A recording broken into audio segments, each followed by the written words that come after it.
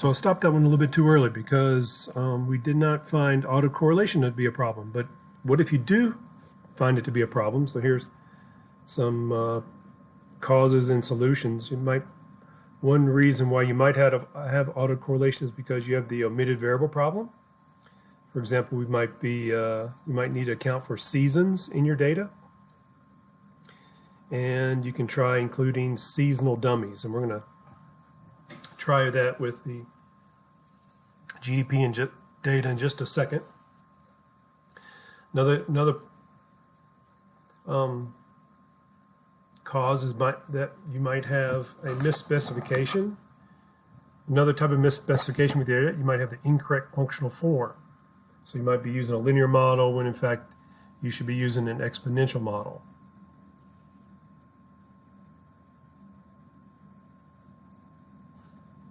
And then another potential solution is to try first differences. And this is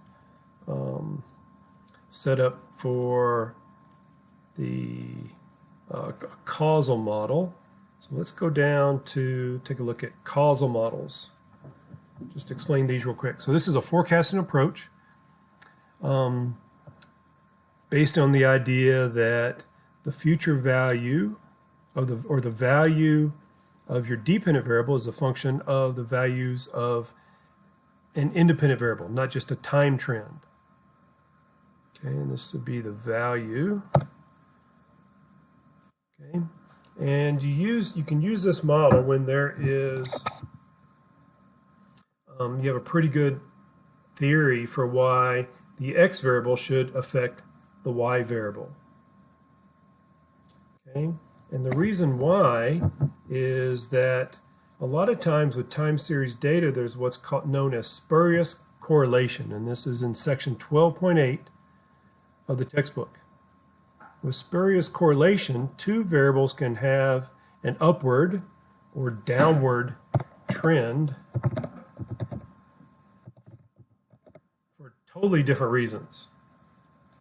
Okay, and these variables will be positively correlated over time. And it would be a big mistake if you concluded that one variable caused the variation in one variable is causing the variation in another. And so that's why it's called spurious. Okay, that means it's a statistical fluke for the positive correlation. And so first differences detrends the data, and it would help purge the spurious correlation. So detrending your data by taking first differences can be an approach to deal with autocorrelation and with spurious correlation.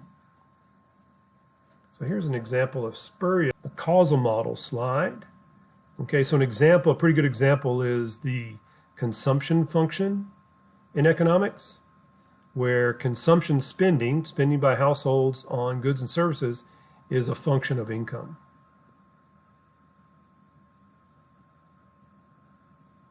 So with those data, income would be the dependent variable and consumption spending would be the independent. And consumption spending would be the dependent variable and income would be the independent variable. And these delta y's are the first differences. So just like when we looked at the first differences of the error term when we did the Durbin-Watson test, we would construct a data set where x in one time period minus x in the previous time period is the difference in x. Then we do that for the same thing for y. And in this model, the slope should be equal to 0, and the intercept should be equal to 0, and the slope coefficient should be the same number as in the original model. This is called detrending your data, and this is a good approach for dealing with an autocorrelation problem.